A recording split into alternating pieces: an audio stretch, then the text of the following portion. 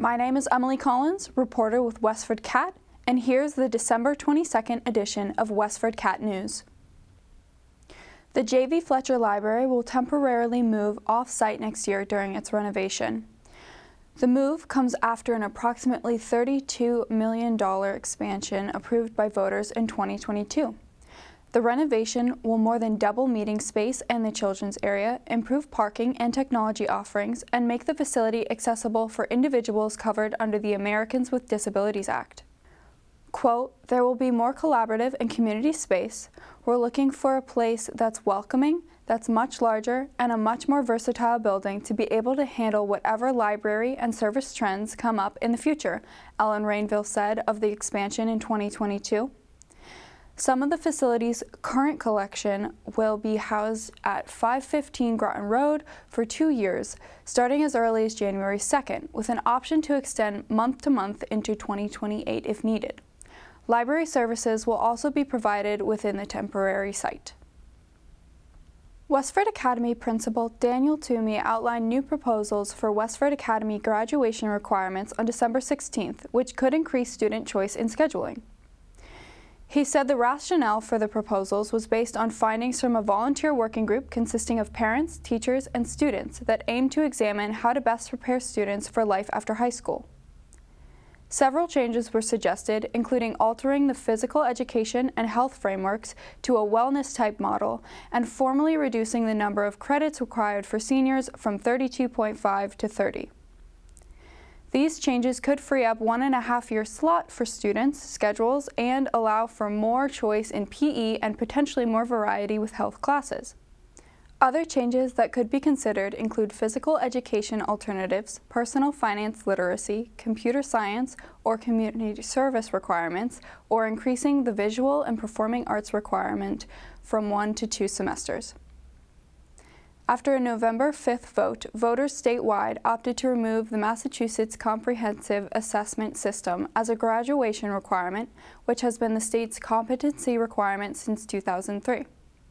Superintendent of Schools Dr. Christopher Chu said guidance from the Department of Elementary and Secondary Education is forthcoming.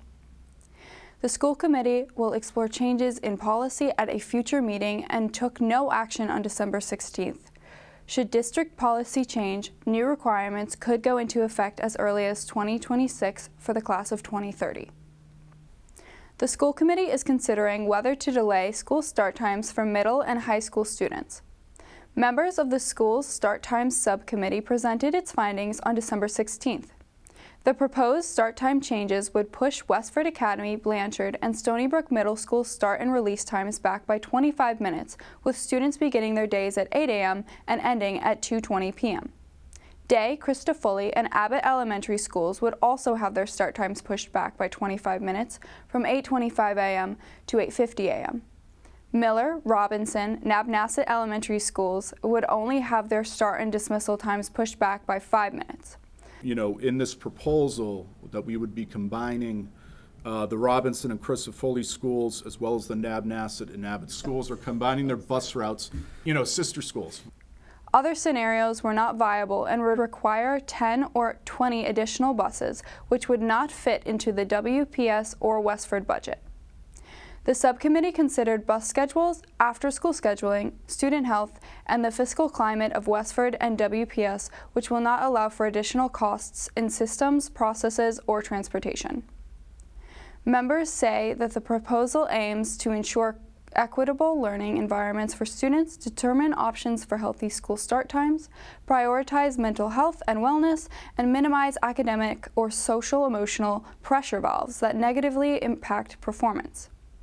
The subcommittee will continue to discuss the proposal over the next several months, with plans to post a community survey to the district website and communicate the proposal to students, parents, and staff. The subcommittee aims to host a community forum and webinar in January, with a projected vote as early as February 3rd, 2025. New grant funding could kickstart work on a corridor study of Groton Road. A $106,000 grant was awarded through the Community One Stop for Growth program from the State Executive Office of Housing and Livable Communities, a competitive program that municipalities across the state can apply for projects at all stages of development and planning grants. Funding will be used to develop a corridor study of Route 40, consistent with a measure passed at the 2023 annual town meeting. The grant will allow the Land Use Department to enlist a consultant to help analyze the current conditions of the study area, engage with many stakeholders to identify the types of development and redevelopment that make the most sense for the Route 40 area, and make recommendations for zoning and design standards, climate resiliency measures, and investments for infrastructure and other public amenities. Grants are awarded to municipalities that have produced a significant number of housing units in the last 5 years and that have adopted or established best practices that encourage housing production according to the state requirements.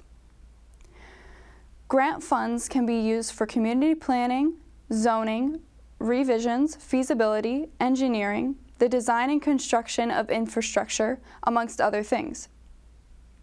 Grant-funded projects must be completed by June 30th of 2026. In other town news, Fire Chief Joseph Targ will retire after 37 years of service effective December 27th, after which Michael Dennehy will be appointed the new fire chief. The City of Salem recently recognized the Westford fire officials for their assistance with brush fires in October. The Salem City Council voted unanimously on November 14th to recognize several departments with their assistance on 2 brush fires that impacted over 180 acres of land. Westford's Health Director, Ray Dick, recently received the Jeffrey P. Stevens Award for her extensive service, dedication, and commitment to Westford public health. Dick has worked with the Westford Health Department for 19 years and has been the Director of Health for the last 3. That's all for this week. We will return on January 12th. Have a safe New Year. I'm Emily Collins, and you're watching WestfordCAT News.